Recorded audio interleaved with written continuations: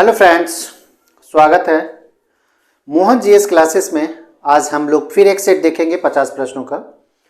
जल्दी जल्दी सेशन को शेयर कर लें, थोड़ा सा क्लास को शेयर कर दें। कम से कम ये जो वीडियो है आप शेयर करें, ज़्यादा से ज़्यादा शेयर करें, दोस्तों को शेयर करें, अपने रिश्तेदारों को शेयर करें। और अभी तक आपने सब्सक्राइब नहीं किया तो चैनल को सब्सक्राइब कर लें, ठीक है। नोटिफिकेशन को ऑन करना ना भूलें।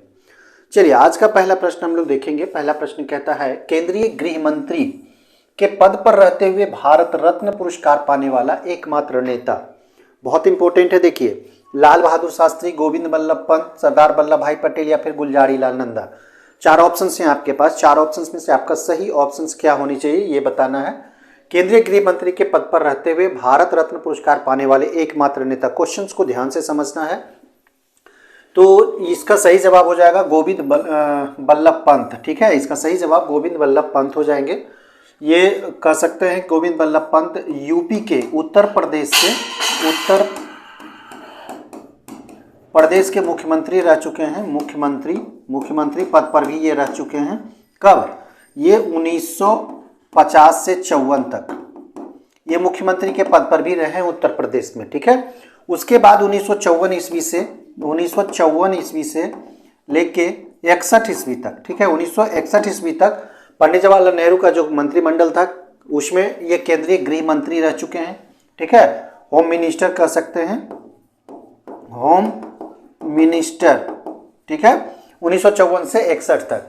और इन्हें भारत रत्न पुरस्कार दिया गया था, गोविंद बल्लभ पंत, क्योंकि ये भारत में जो भी कार्य चल रहे थे 1947 से पहले जितने भी आंदोलन थे, कह सकते हैं स्वतंत्रता आंदोलन में इन्होंने भी भाग लिया था, बढ़ चढ़कर हिस्सा लिया था।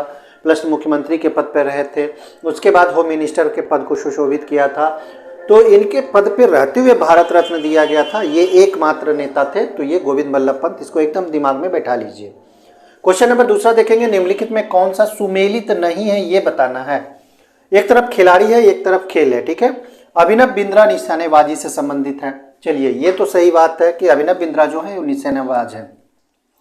माइकल फेल्प्स तैराकी से संबंधित है, ये भी सही है। वर्ल्ड रिकॉर्ड इनके नाम है। ओलंपिक में सबसे ज्यादा व्यक्तिगत मेडल की अगर बात करें तो माइकल फेल्प्स का नाम आता है। इसे भी आपको ध्यान में रखने हैं। मारिया शारापोवा बैडमिंटन से नहीं है। मारिया शारापोवा इसका सही जवाब होना चाहिए, क्योंकि मारिया शारापोवा जो है बैडमिंटन से नहीं बल्कि टेनिस से संबंधित खिलाड़ी हैं। टेनिस के खिलाड़ी हैं मारिया शारापोवा। रशियन है, रूस की है। मोहम्मद आसिफ ये क्रिकेटर हैं, पाकिस्तान के हैं। ये सही है। तो मारिया शारापोवा आपका सही जवाब यहाँ पे होगा, ठीक है। ये टेनिस से संबंधित खिलाड़ी हैं। तो इसी तरह से आपको देखने हैं एक एक चीजों को। चलिए, तीसरा क्वेश्चन कहता है उबेर कप किस खेल से संबंधित है। उबेर कप की यहाँ पे चर्चा की जा रही है। पोलो, ब्रिज, बैडमिंटन, वॉलीबॉल। तो इसका सही जवाब हो जाएगा बैडमिंटन। उबेर कप जो है वो बैडमिंटन से संबंधित खेल है और ये महिलाओं का टूर्नामेंट है, ठीक है। महिलाओं का टूर्नामेंट है, ठीक है। इसे भी आपको ध्यान में रखना है। सिर्फ महिलाओं के लिए ये उबेर कप खेला जाता है, बैडमिंटन टूर्नामेंट है। और ये जो उबेर है, उबेर एक ब्रिटिश खिलाड़ी थी, ब्रिटिश खिलाड़ी रह चुकी है। ब्रिटिश खिलाड़ी है ये, ठीक है। पूर्व खिलाड़ी रह चुके हैं और इन्हीं के नाम पर ये उबेर कप टूर्नामेंट खेला जाता है। तो तीसरा नंबर सवाल इस तरह से है। चौथा नंबर सवाल हम लोग देखेंगे। फिर से यहाँ पे कहता है सुमेलित नहीं है, ये बताना है कौन सही सुमेलित नहीं है।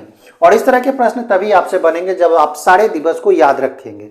एक आध भी दिवस अगर आप यहाँ पे याद रखेंगे और बाकी सारे को मिस करेंगे तो दिक्कत हो जाएगा। यहाँ पे अंतर्राष्ट्रीय महिला दिवस 8 मार्च को मनाया जाता है। देखिए, बहुत आसान है, ये सही है। सुमेलित नहीं है ये बताना है, ठीक है। तो विश्व जल दिवस अगर हम लोग यहाँ पे देखेंगे, विश्व जल दिवस ये 22 अप्रैल दिया हुआ है। 22 अप्रैल यहाँ गलत हो जाएगा, क्योंकि विश्व जल दिवस जो है ये मनाया जाता है 22 मार्च को।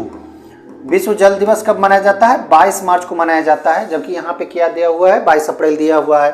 और 22 अप्रैल को मनाया जाता है पृथ्वी दिवस। इसको भी आपको याद कर लेना है, ठीक है। पृथ्वी दिवस के रूप में 22 अप्रैल को मनाया जाता है। तो आपको ये भी याद रखना है, 22 अप्रैल पृथ्वी दिवस, ठीक है। और विश्व जल दिवस 22 मार्च को मनाया जाता है। तो ये गलत हो जाएगा, सुमेलित यहाँ नहीं है। बाकी भी देख लेते हैं। यहाँ पे विश्व कुष्ठ निवारण दिवस है, तो ये 30 जून को मनाया जाता है। देखिए, ये सही है आपका। विश्व कैंसर दिवस यहाँ 4 फरवरी को मनाया जाता है। चलिए ये भी आपका सही है। एक चीज और यहाँ पे बता दें कि कंफ्यूजन आपको नहीं होना है। ये जो क्वेश्चंस आप देख रहे हैं, विश्व कुष्ठ निवारण दिवस ये 30 जून को ही मनाया जाता है। एक और होता है, इसको आप देख लें, एक होता है विश्व कुष्ठ दिवस, कुष्ठ दिवस, और यह मनाया जाता है प्रत्येक साल जनवरी के अंतिम रविवार को।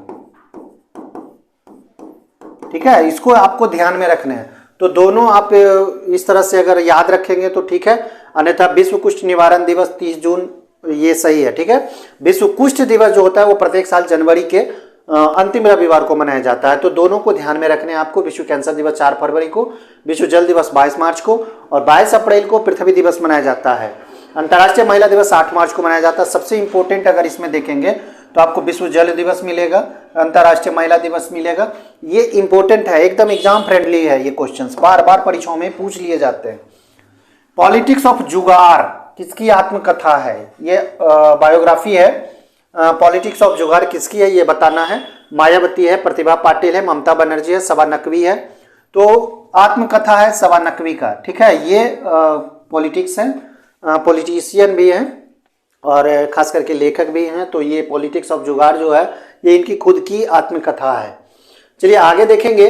लोकपाल के अध्यक्ष, ध्यान से क्वेश्चंस को समझने हैं। वो सदस्य अपना त्यागपत्र किसको देता है? राष्ट्रपति, मुख्य न्यायाधीश, कैबिनेट सचिव या फिर राज्यपाल। तो देखिए लोकपाल यहाँ पूछा जा रहा है, लोकसभा मत समझ लेना है। जल्दीबाजी में क्वेश्चंस लोग पढ़ते हैं, आंसर टिक कर देते हैं, इस तरह से नहीं ध्यान देना है। यहाँ ध्यान देना है लोकपाल के अध्यक्ष और सदस्य अपना त्यागपत्र किसको देता है? तो ये राष्ट्रपति को देगा। किसको देगा? राष्ट्रपति को देगा, और राष्ट्रपति इसकी नियुक्ति भी करता है।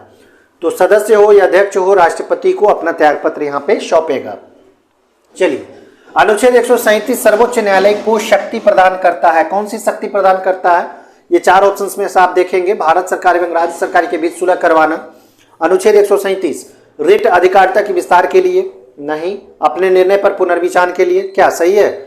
इनमें से कोई नहीं। ये 4 ऑप्शन से आप बताइए कौन सा सही जवाब होना चाहिए यहाँ पे। तो 137 जो अनुच्छेद कहता है, और ये सर्वोच्च न्यायालय को यह अधिकार देता है कि वो अपने निर्णय पर पुनर्विचार कर सकता है। ठीक है, यह अधिकार देता है अनुच्छेद 137 सर्वोच्च न्यायालय को कि वो अपने जो भी निर्णय दे चुका है या पूर्व में भी दे चुका है तो उस पर खुद निर्णय कर सकता है, पुनः निर्णय ले सकता है। तो इस तरह से क्वेश्चंस को समझने हैं आपको। 8 देखिए यहाँ पे, महिला सशक्तिकरण समिति में कितने सदस्य होते हैं? महिला सशक्तिकरण समिति में कितने सदस्य होते हैं ये बताना है। तो महिला सशक्तिकरण समिति संसदीय समिति होता है, इसको भी आपको ध्यान रखने हैं। ये संसदीय समिति होता है, संसदीय समिति होता है। ठीक है, और इसमें कितने सदस्य होते हैं ये बताना है। 31, 30, 10, 15। तो 4 ऑप्शंस हैं, इसका सही जवाब 30 हो जाएगा। इस जो संसदीय समिति होता है महिला सशक्तिकरण समिति, इसमें 30 सदस्य होते हैं। कैसे कैसे होते हैं? तो 20 जो होते हैं वो लोकसभा के सदस्य होते हैं, लोकसभा के 20 सदस्य, और 10 जो होते हैं वो राज्यसभा के सदस्य होते हैं।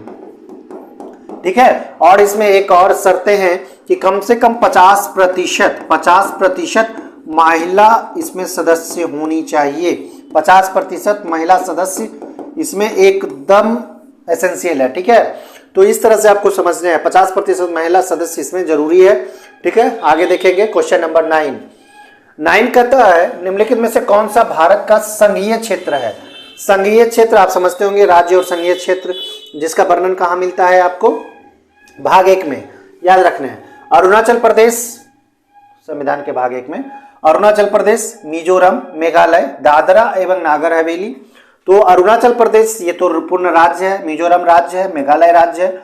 आपका सही जवाब ये हो जाएगा दादर एवं नागर हवेली। एकदम आसान है ये सारे क्वेश्चंस, सारे नहीं, ये क्वेश्चंस एकदम आसान है। सारे ही क्वेश्चंस आसान तब लगते हैं जब आप पढ़े होते हैं, जब आप पढ़ चुके होते हैं, याद होते हैं, क्वेश्चंस आपको अच्छे लगने लगते हैं, वो आसान हो जाते हैं। और जो क्वेश्चंस आपको पहली बार मिलते हैं, जो क्वेश्चंस आप नहीं पढ़े होते हैं, वो हार्ड क्वेश्चंस की श्रेणी में आते हैं। ठीक है, चलिए 1789 की फ्रेंच क्रांति, फ्रेंच मतलब फ्रांस क्रांति का महान योद्धा कौन था ये बताना है। तो देखिए यहाँ पे नेपोलियन बोनापार्ट है, एडोल्फ हिटलर है, किंग लुइस 16वां है, बेनिटो मुसोलिनी है। तो ये 4 ऑप्शन हैं आपके। तो 1789 का जो फ्रेंच क्रांति हुआ था, फ्रांस की क्रांति हुई थी, वो खास करके लुई 16वां जो था, यहाँ पे आप देख सकते हैं लुई 16वां जो था उसके कारण हुआ था।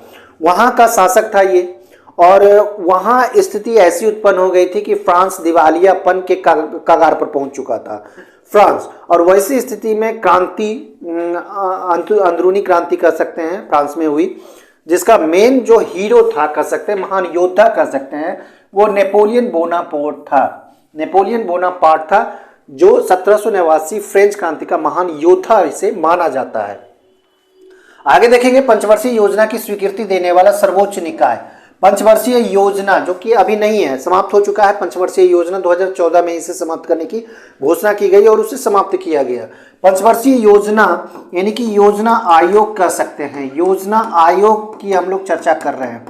तो योजना आयोग की स्थापना की अगर हम लोग बात कर लें तो स्थापना कब हुआ था योजना आयोग का? 1950 ईस्वी में योजना आयोग की स्थापना की गई थी। ठीक है, 1950 ईस्वी में योजना आयोग की स्थापना की गई थी और 5-5 वर्ष के लिए पंचवर्षीय योजना इसके कह सकते हैं लाया जाता था। वित्त मंत्रालय, लोकसभा, राष्ट्रीय विकास परिषद, राज्यसभा, ये जो निकाय है ये स्वीकृति देने वाला कौन है ये बताना है। तो राष्ट्रीय विकास परिषद जो है ये इसकी स्वीकृति देता था। ठीक है, राष्ट्रीय विकास परिषद। और इसकी स्थापना की अगर हम लोग चर्चा कर लें, इसे भी आप समझ लें, तो इसकी स्थापना 1952 ईस्वी में मानी जाती है। ठीक है, 1952 ईस्वी में राष्ट्रीय विकास परिषद की स्थापना की गई थी। और भी एक पॉइंट इससे आएगा कि इसका जो अध्यक्ष होता है, राष्ट्रीय विकास परिषद का अध्यक्ष जो होता है वो प्रधानमंत्री होता है। ठीक है, कौन होता है? प्रधानमंत्री होता है। किसका? राष्ट्रीय विकास परिषद का प्रधानमंत्री अध्यक्ष होता है। स्थापना 1952 ईस्वी में किया गया। योजना आयोग की स्थापना 1950 ईस्वी में की गई, जिसे योजना आयोग को समाप्त अगर कह सकते हैं तो समाप्त करने की घोषणा 2014 ईस्वी में की गई और समाप्त भी कर दी गई।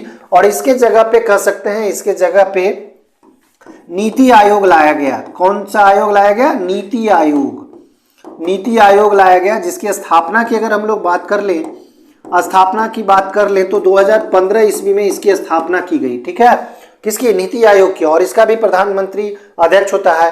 ठीक है, तो इस तरह से आपको सारी चीजों को समझना है। ठीक है, सारी चीज को आप समझ लेना है। अब पंचवर्षीय योजना नहीं है, नीति आयोग आ गया है योजना आयोग के जगह पे। चलिए आगे देखेंगे प्राचीन भारत का सुप्रसिद्ध व्यक्ति पाणिनि था। यहां पे ध्यान से देखें, पाणिनि क्या था ये बताना है। एक खगोल शास्त्री था, व्याकरण शास्त्री था, गणितज्ञ था, दर्शन शास्त्री था। 4 ऑप्शन हैं आपके पास। तो व्याकरण शास्त्री इसे माना जाता है पाणिनि जानते होंगे। ठीक है, इसकी ढेर सारी रचनाएं भी हैं। भारत की स्वतंत्रता के लिए आजाद हिंद फौज, ध्यान से देखें, आजाद हिंद फौज की संकल्पना मूलतः किसने प्रस्तुत की थी भारत की स्वतंत्रता के लिए? रास बिहारी बोस, सुभाष चंद्र बोस, महात्मा गांधी या फिर अबुल कलाम आजाद। 4 ऑप्शंस आप देख रहे हैं यहाँ पे। तो आजाद हिंद फौज की स्थापना की अगर हम लोग यहाँ पे चर्चा करें तो 1943 ईस्वी में इसकी स्थापना की गई है। किसके द्वारा की गई है? तो रास बिहारी बोस के द्वारा की गई है। तो आपको ये समझना होगा, आजाद हिंद फौज की संकल्पना मूलतः किसने प्रस्तुत की थी? तो रास बिहारी बोस के द्वारा 1943 ईस्वी में जापान की मदद से। किसके मदद से? जापान की मदद से। ठीक है, कहाँ? टोक्यो में इसकी स्थापना की गई थी। कहाँ? आजाद हिंद फौज की 1943 में। बाद में आजाद हिंद फौज के से जुड़े कौन जुड़े? सुभाष चंद्र बोस। इसे भी आपको ध्यान में रखना है। 14 नंबर सवाल देखेंगे, निम्नलिखित में से कौन सा ऑपरेटिंग सिस्टम नहीं है? ये कंप्यूटर से संबंधित प्रश्न है। डॉस ये तो ऑपरेटिंग सिस्टम है।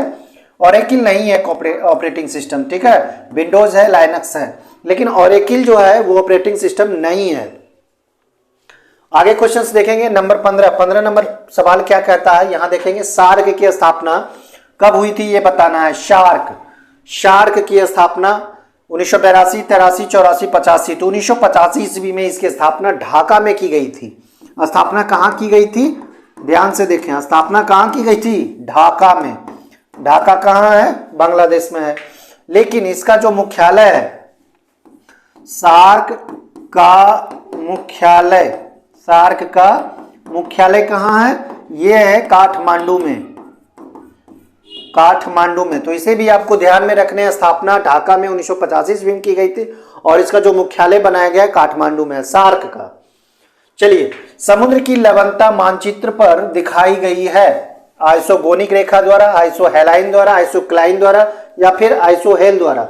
तो यहाँ पे आप अगर आप देखेंगे तो आइसोहेलाइन जो होता है ये लवणता को शो करता है।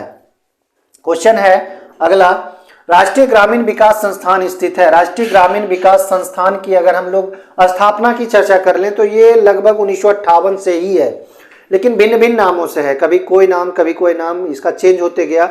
अगर इसके राष्ट्रीय ग्रामीण विकास संस्थान की अगर बात करें तो ये मूलतः 2006 ईस्वी में इसका नामकरण ये किया गया राष्ट्रीय ग्रामीण विकास संस्थान। और इसका जो कह सकते हैं मुख्यालय कहाँ स्थित है, कहाँ ये संस्थान स्थित है, नई दिल्ली, मुंबई, कानपुर, हैदराबाद। हैदराबाद इसका सही जवाब हो जाएगा। ठीक है, राष्ट्रीय ग्रामीण विकास संस्थान कहाँ स्थित है, ये हैदराबाद में, तेलंगाना में स्थित है। 2006 ईस्वी में इसका नामकरण या कह सकते हैं इसकी स्थापना की गई थी, हालांकि इसकी स्थापना तो पहले से मानी जाती है। चलिए, 18 का था इसकी खोज सर रोनाल्ड रॉस ने की है, क्या ये बताना है। मलेरिया का पारागमन मच्छरों द्वारा होता है। चलिए, पेचिश रोग परजीवी अमीबा के कारण होता है। कैंसर का कारण विकिरण है। लीवर फ्लूक का मध्यस्थ पोषक घोघा है। तो यहाँ पे 4 ऑप्शन आप देख रहे हैं। तो सर रोनाल्ड रॉस ने अध्ययन किया था मलेरिया पर। ठीक है, तो मलेरिया का पारगमन मच्छरों द्वारा होता है, इस पर इन्होंने बहुत सारा रिसर्च किया था। इसके लिए 1902 ईस्वी में इन्हें नोबेल भी दिया गया था। इसके लिए इन्हें क्या दिया गया था, नोबेल पुरस्कार भी दिया गया था 1902 ईस्वी में। किसके लिए, मलेरिया पर रिसर्च करने के लिए। चलिए, निम्नलिखित में से किसने 712 ईस्वी में भारत पर आक्रमण किया था। तो आप यहां पे देख सकते हैं मोहम्मद बिन तुगलक ये आक्रमण नहीं किया था, क्योंकि मोहम्मद बिन तुगलक तुगलक वंश का था, एमबीटी से बोला जाता है, तुगलक वंश का था और ये सल्तनत काल का शासक था। महमूद गजनी है एक, ये आक्रमण किया था। मोहम्मद गौरी आक्रमण किया था। मोहम्मद बिन कासिम भी आक्रमण किया था। यही आपका सही जवाब है। पहला मुस्लिम आक्रमणकारी जो था मोहम्मद बिन कासिम था, जो कि 712 ईस्वी में इसने आक्रमण किया था। 712 ईस्वी में कहाँ किया था, तो सबसे पहले जो आक्रमण किया था, आक्रमण ये सिंध पर किया था। सिंध जो कि अभी पाकिस्तान में है, सिंध पर आक्रमण किया था। और सिंध उस समय जो राजा दाहिर था, सिंध का राजा कौन था, दाहिर, जो कि एक हिंदू शासक था, हिंदू राजा था। ठीक है, तो सिंध पर आक्रमण किया था सबसे पहले मोहम्मद बिन कासिम 712 ईस्वी में। पहला मुस्लिम आक्रमणकारी के रूप में भी मोहम्मद बिन कासिम को जाना जाता है और इसने सिंध पर राजा दाहिर को हराया था।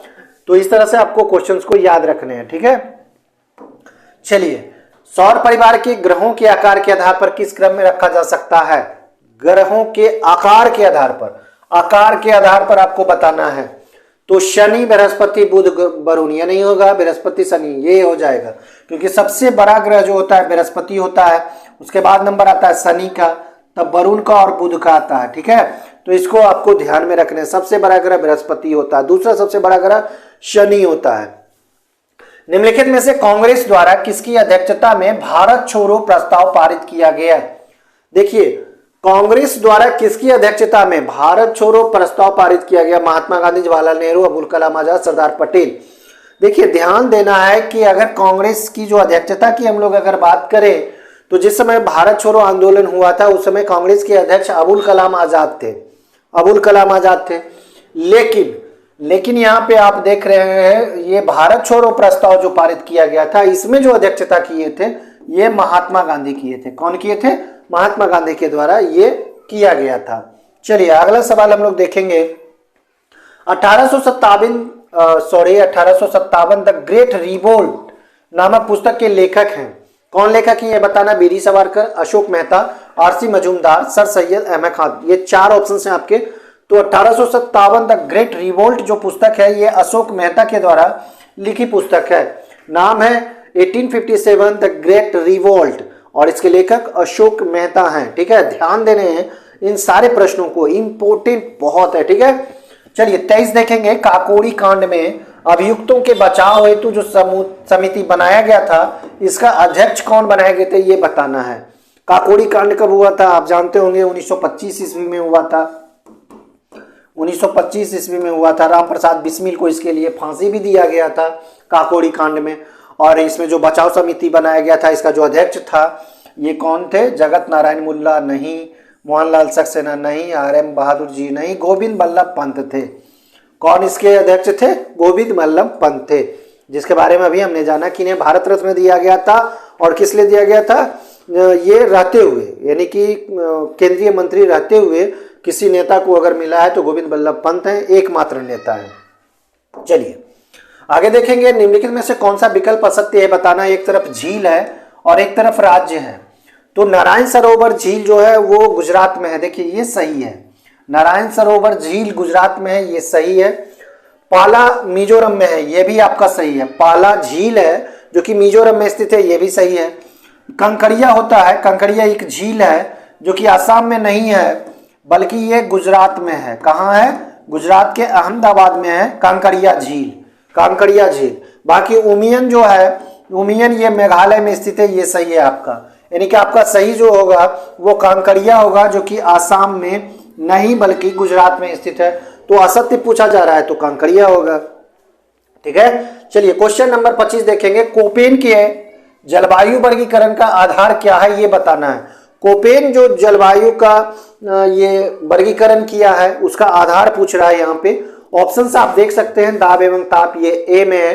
बी कहता है आर्द्रता और वर्षा, सी कहता है वर्षा और ठंड, तो डी कहता है वर्षा और तापमान। क्या होना चाहिए? कोपेन ये क्या बताया है? तो इसका आधार जो होता है वो वर्षा और तापमान होता है। कोपेन का जो जलवायु वर्गीकरण करने का आधार है वो वर्षा और तापमान दोनों है। ठीक है, चलिए 26 देखेंगे। 26 कहता है सर्वाधिक ग्रामीण जनसंख्या प्रतिशत वाला राज्य निम्न में से कौन है। अब यहां पे बताना है सर्वाधिक जनसंख्या प्रतिशत वाला राज्य। देखिए अगर यहाँ पे उत्तर प्रदेश दिया हुआ रहे तो वो हो जाएगा। अगर ग्रामीण जनसंख्या की यहाँ पे चर्चा की जा रही है, एक चीज होता है, एक शहरीकरण, एक होता है शहरीकरण और एक होता है ग्रामीण। ठीक है, तो ग्रामीण शहरीकरण ये अलग चीजें हैं और ग्रामीण जनसंख्या और शहरी जनसंख्या ये अलग चीजें हैं। तो यहाँ पे आप देख सकते हैं बिहार है, हिमाचल प्रदेश है, असम है, उड़ीसा है। तो सर्वाधिक ग्रामीण जनसंख्या प्रतिशत वाला राज्य पूछा जा रहा है, तो इसका सही जवाब बिहार हो जाएगा। ठीक है, इसका सही जवाब क्या हो जाएगा? बिहार हो जाएगा 2011 की जनगणना के अनुसार। ठीक है, आगे देखेंगे हम लोग 27 नंबर। 27 क्या कहता है? मोजाम्बिक जलधारा है किस महासागर की है? मोजाम्बिक जलधारा एक गर्म जलधारा है। कैसी जलधारा है? गर्म जलधारा है। इसे भी आपको याद रखने हैं ताकि मोजाम्बिक जैसे ध्यान में आए तो गर्म जलधारा ध्यान में आ जाएगा। हिंद महासागर, प्रशांत महासागर, अटलांटिक महासागर या फिर आर्कटिक महासागर, किसकी जलधारा है ये? तो ये हिंद महासागर की जलधारा है। मोजाम्बिक जलधारा जो है ये हिंद महासागर की जलधारा है। चलिए 28 नंबर सवाल क्या कहता है? पंचायती राज के त्रिस्तरीय प्रणाली के शीर्ष पर है। त्रिस्तरीय प्रणाली ये भारत में लागू की गई है। बहुत ऐसे राज्य हैं जहां 2 स्तरीय प्रणाली लागू की गई है और पंचायती राज को आपको पढ़ने हैं, खास करके इसमें ढेर सारे क्वेश्चंस एराइज होंगे और कोशिश जारी है कि ये क्वेश्चंस हर एक या 2 सेट में या हर एक सेट में पंचायती राज से संबंधित कुछ क्वेश्चंस आए। तो ग्राम पंचायत हो जाएगा, पंचायत समिति हो जाएगा, जिला परिषद हो जाएगा और ग्राम सभा तो होगा नहीं। तो पंचायती स्तरीय प्रणाली का शीर्ष पूछा जा रहा है तो शीर्ष जिला परिषद हो जाएगा। ठीक है, 1 2 3 आरोही क्रम है, इधर से ले जाएंगे तो आप अवरोही क्रम मान सकते हैं। ठीक है, चलिए 29 देखेंगे। राष्ट्रपति का वेतन किस फंड से लिया जाता है? राष्ट्रपति का जो वेतन दिया जाता है, प्रधानमंत्री फंड, समेकित या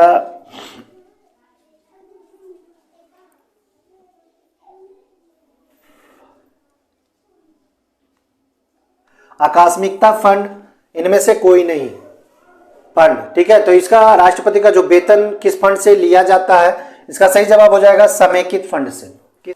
आगे देखेंगे, विश्व का पहला देश जहां सूचना के अधिकार की शुरुआत की गई।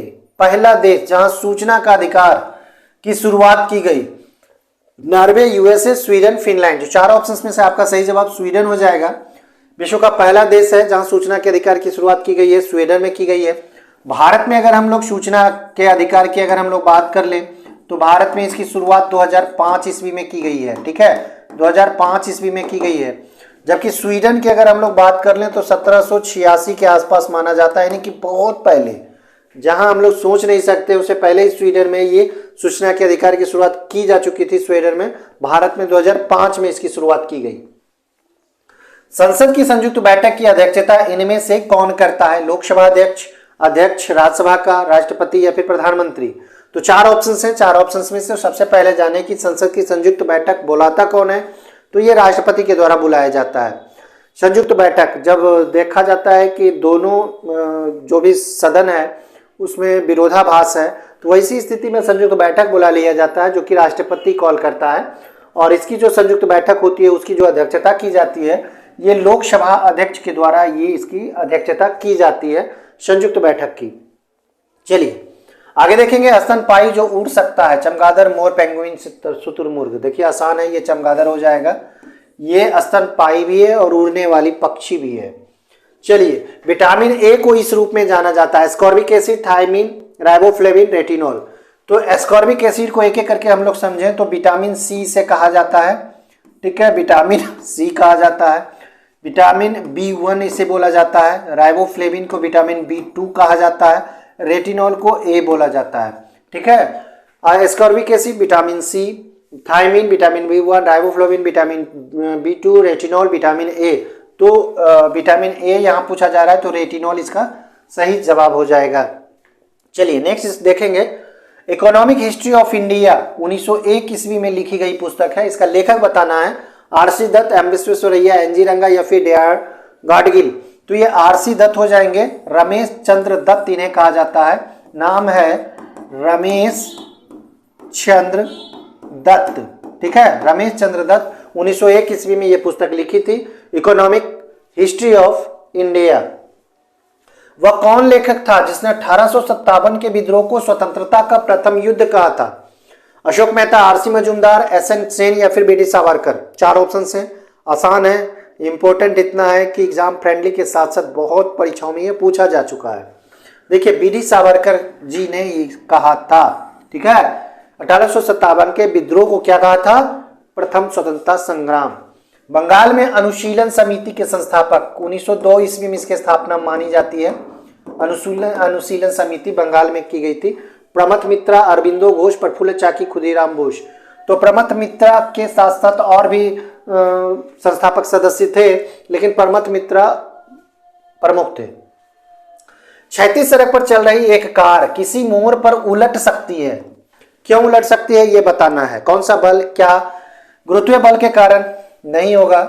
आवश्यक अभिकेंद्रीय बल की कमी के कारण? देखिए ये सही आपका ऑप्शन होगा, अभिकेंद्रीय बल के कारण ही ऐसा संभव है। टायर और सड़क के मध्य बेलनी घर्षण, ये नहीं होगा। सड़क के प्रतिक्रिया बल के कारण, ये भी नहीं होगा। ये होगा आवश्यक अभिकेंद्र बल की कमी के कारण किसी भी मोड़ पर जब घूमती है कार तो वहां पे वो उलट सकती है, अगर अभिकेंद्रीय बल नहीं लगेगा तो। अभिकेंद्रीय बल अगर उसमें काम करता है तो वो नहीं उल्टेगा, ठीक है।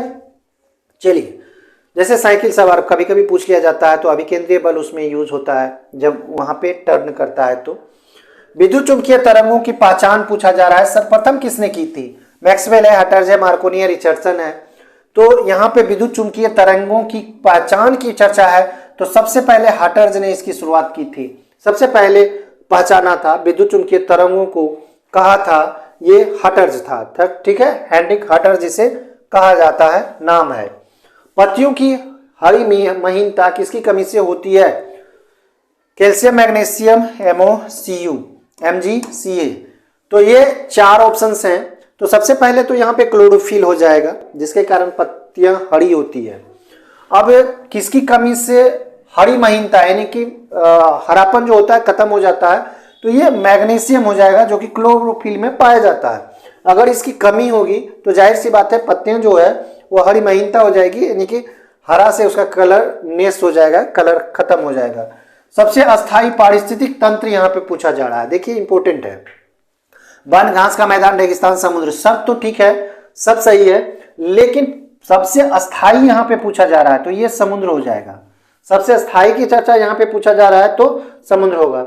अब 41 देखेंगे, बार्सिलोना ओपन शतरंज टूर्नामेंट 2023 का खिताब किस भारतीय ने जीता? तो अभिजीत कुंटे, एसपी सेतुरमन, कृष्णन शशि किरण, कार्तिकेयन मुरली, 4 ऑप्शंस हैं। तो मेरे हिसाब से जहां तक मेरी जानकारी एसपी सेतुरमन है, जो कि बार्सिलोना ओपन शतरंज टूर्नामेंट 2023 जीता। 2021 भी इसी ने जीता था, लेकिन आपको ये थोड़ा सा कंफर्म करके बताना है, ठीक है। इसे आप कमेंट करके बता सकते हैं, ठीक है, कमेंट करके, गूगल करके, कुछ भी आप इसे हम बता सकते हैं। बार्सिलोना ओपन शतरंज टूर्नामेंट 2023 का खिताब किसने जीता है? कंफर्म तो नहीं हम बता सकते हैं, लेकिन 90% एसपी सेतुरमन मेरे दिमाग में है, लेकिन इसे आप थोड़ा सा कमेंट करें जरूर इसे कंफर्म करके, ठीक है। चलिए आगे हम लोग बताएंगे question number 42। One school one IAS योजना किस राज्य सरकार के द्वारा प्रारंभ की गई है? मध्य प्रदेश, आंध्र प्रदेश, उड़ीसा या फिर केरल? तो इसका सही जवाब केरल हो जाएगा। वन स्कूल वन आईएएस योजना, ठीक है। चलिए सवाल देखें, वॉशिंग मशीन की कार्य प्रणाली निम्नलिखित सिद्धांत पर आधारित है? आप केंद्रन है, अपोष्पा है, बेलोम प्रासरण है या फिर विसरण है? अभी हमने कहा था कि अभिकेंद्रीय बल लगता है जब कोई मोड़ पर या तो साइकिल सवार, कार सवार मुड़ता है, तो ठीक है, वैसी स्थिति में अभिकेंद्रीय बल लगता है। लेकिन वॉशिंग मशीन की कार्य प्रणाली जो होता है इसमें अपकेंद्रन बल लगता है। कौन सा केंद्र बल लगता है? अपकेंद्रन बल। 44 देखेंगे, 44 कहता है शीशे की छड़ जब भाप में रखी जाती है तो इसकी लंबाई बढ़ जाती है, परंतु इसकी चौड़ाई पर क्या असर होता है ये बताना है। अप्रभावित रहती है, घटती है, बढ़ती है और व्यवस्थित होती है। तो 4 ऑप्शंस में से आप देख सकते हैं कि अप्रभावित रहती है, लंबाई तो बढ़ जाती है लेकिन चौड़ाई में कोई अंतर नहीं लगता है, ठीक है। क्वेश्चंस को ध्यान से समझ लिया कीजिए। कमरे में रखे हुए रेफ्रिजरेटर के दरवाजे खुले छोड़ दिए जाएं तो कमरा रेफ्रिजरेटर के भीतर के ताप तक ठंडा हो जाएगा, गलत है ये। कमरा रेफ्रिजरेटर के अंदर से भी अधिक ताप तक ठंडा हो जाएगा, नहीं। कमरा धीरे धीरे गर्म हो जाएगा, ये आपका सही हो जाएगा। यहाँ पे कमरा क्या हो जाएगा? धीरे धीरे गर्म हो जाएगा। कमरे में वायु का ताप अपरिवर्तित रहेगा, ये भी गलत है। तो अगर रेफ्रिजरेटर का दरवाजा खुला छोड़ दिया जाए कमरा में तो क्या होगा? कमरा धीरे धीरे गर्म हो जाएगा। एक्चुअली इसका आंसर यही है, ठीक है, 45 का। चलिए 40 देखें, स्पर्मोलॉजी में किसका अध्ययन होता है? बीज का, पत्ती का, फल का या फिर परागकण का? तो यहाँ पे इसका सही जवाब बीज हो जाएगा। स्पर्मोलॉजी यहाँ पे पूछा जा रहा है, तो स्पर्मोलॉजी में बीज का अध्ययन किया जाता है।